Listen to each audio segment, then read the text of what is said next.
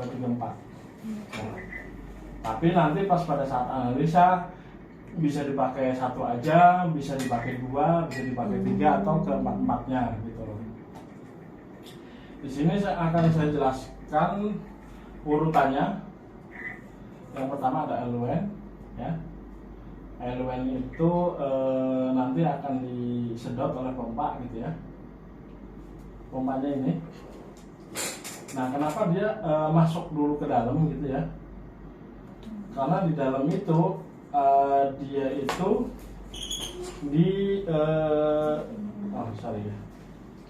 karena di dalam sana itu dia pertama dihilangkan gelembung udaranya kalau ada gelembung udara. Misalnya air nih ada banyak gelembungnya, nanti di dalam dihilangkan dulu dengan menggunakan vakum digeser gitu ya. Jadi dia secara otomatis ketika ada gelembung yang lewat, otomatis tekanan vakum digesernya itu akan naik. Kalau tekanannya naik, si pompa vakumnya akan bekerja untuk ngebuang si gelembung udara tersebut gitu. Jadi cairan yang keluar dari sini harusnya sudah tidak ada mengandung gelembung udara gitu. Terus kemudian saya lupa tadi sampaikan bahwa untuk larutannya itu pertama harus grade-nya yang grade HPLC gitu ya. Lebih baik ya, lebih bagus. Terus yang kedua, sebenarnya sebelum dipakai untuk analisa itu di gas dulu pakai apa, sonic cleaner apa ya kalau di sini nyebutnya, dipakein sama ultrasonik. Ya ultrasonik, ya pakai itu sonikator. Nah sebenarnya pakai itu sebaiknya, jadi biar bukan ya selain ngaduk ini juga dia ngebuang gelembung. Gitu. Jadi ditutup dulu baru langsung di sana. Kalau di sana nggak usah ditutup. Nggak apa-apa. Terus kemudian ini di dalam sini ada filternya. Itu sebaiknya kalau biar dia tetap bersih, setiap 4 liter ini itu dibersihkan pakai sonikator. Jadi direndam pakai air, terus sonikator 15 menit cukup. Kalau kayak misalnya ini kan air ya, lama-lama kalau misalnya dia kerendam air, terus kan lama-lama mungkin lumut gitu kan. Gitu. Terus bisa juga ini juga mungkin ada kotorannya atau apa juga kan nempel. Nanti kalau dia kotor, dia akan ngebentuk gelembung. Gitu. Setiap 4 minggu, Mbak. 4 liter berarti pergantian 4 kali. Kan itu 1 liter 1 liter kan, berarti 4 kali. Ini ditarik masuk ke dalam. Terus kemudian di dalam itu dia diatur presentasi campurannya ya.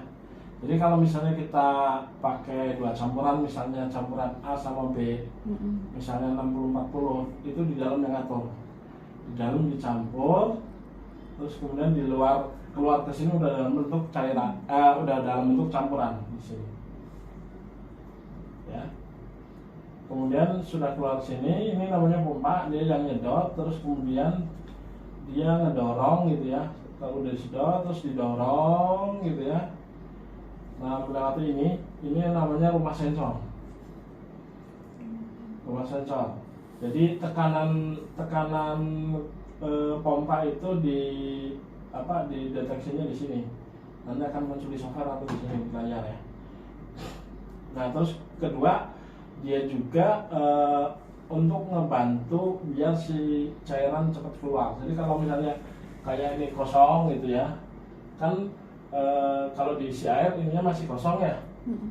Jadi biar cepat kita sedot aja, sedot gitu ya, terus diputar. Terus dari software kita pilih, oh ini cairan apa sih, cairan D misalnya, pilih D terus kita sedot biar si cairannya cepat masuk ke bawah gitu. Atau kalau misalnya ini metanol misalnya, metanol habis kita isi ulang. isi ulang, otomatis kan di dalam selang akan masuk udara. Nah, biar ngebuang udaranya itu biar cepat, ya kita sedot juga. Ini metanol di mana? Di A, ini kan A ya. Pilih di A, di surveinya tinggal sedot, nanti keluar udaranya, udah tutup. Gitu. Karena kalau ada udara yang kejebak di dalam selang, atau misalnya dia sampai kejebak di sini, ini namanya check valve, itu akan membuat si tekanan tidak stabil. Berarti kalau misal tahunnya udah nggak ada udara itu ketika metanolnya udah masuk di spetnya? Ya, paling nggak kalau misalnya kita nyedot itu 5-10 mili. Oh, 5-10 Oh, oh. Dan kelihatan di sini kalau ada udara biasanya ada gelombang-gelombang gitu. Gitu ya. Terus kemudian kita tutup, terus kemudian akan keluar di sini. Nah, keluar di sini terus masuk ke ini namanya injektor. Nah, injektor itu fungsinya untuk memasukkan sampel sebelum dia dianalisa. Jadi kita ngambil sampel gitu ya, ambil terus disuntikan. Nah, ketika disuntikan posisinya harus posisi load ini ya, ini load. Kalau ke bawah itu posisi injek. Jadi jangan kebalik. Kita masukin sampelnya posisinya di bawah itu nggak bisa. Jadi harus posisi ini load. Jadi sampel kita suntikan. Nanti sebelum dia dipindah ke injek, si sampel itu akan ketampung dulu di sini.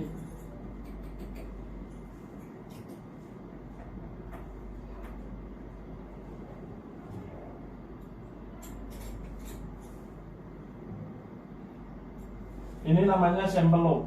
Dia volumenya 20 mikro. Jadi sampel yang kita suntikan, berapapun jumlah suntikan yang kita masukkan, yang tertampung hanya 20 mikro. Sisanya kebuang lewat selang ini.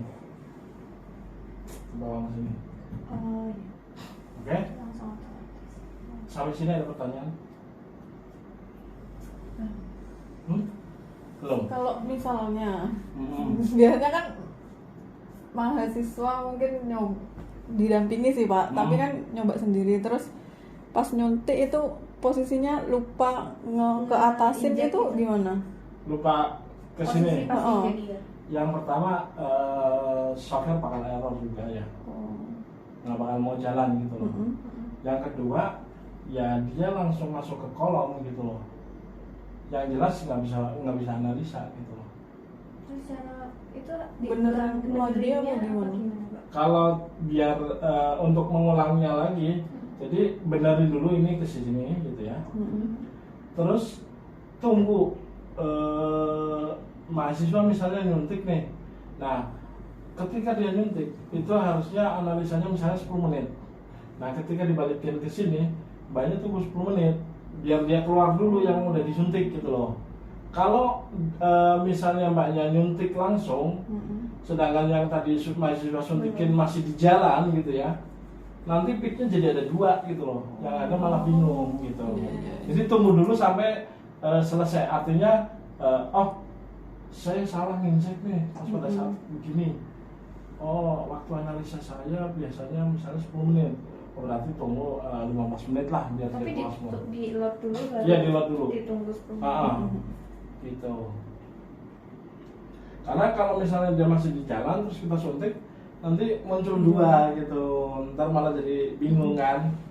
Gitu. Jadi intinya dia yang sudah disuntik biar dia keluar dulu gitu. Ada lagi, Mbak?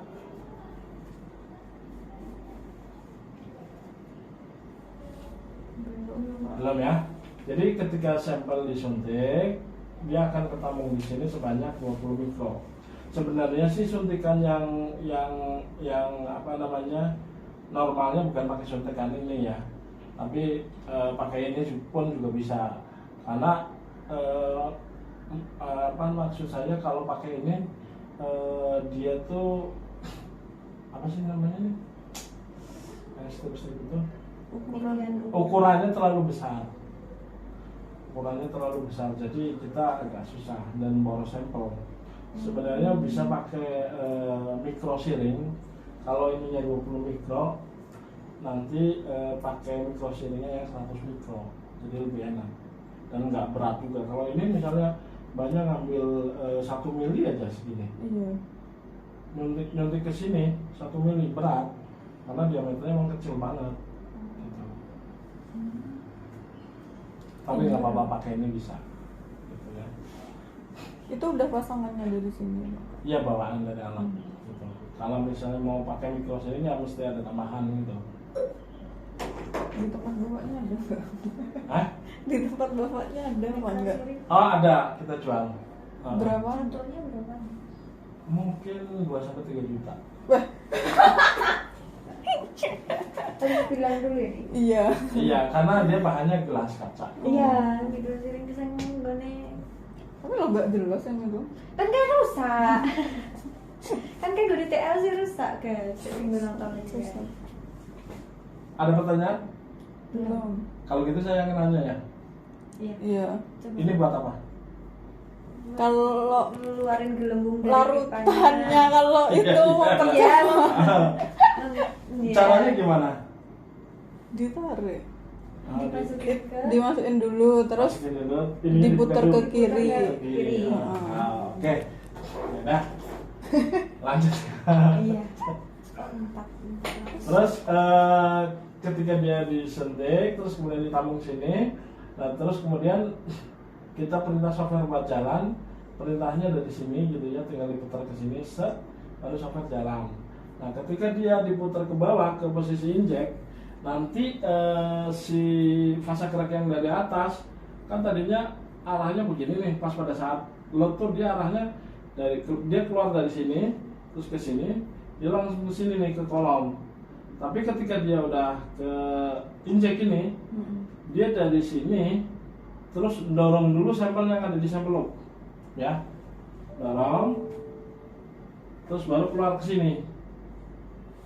Nah, baru dia si fase geraknya sudah beserta sama si sampelnya didorong masuk ke kolom.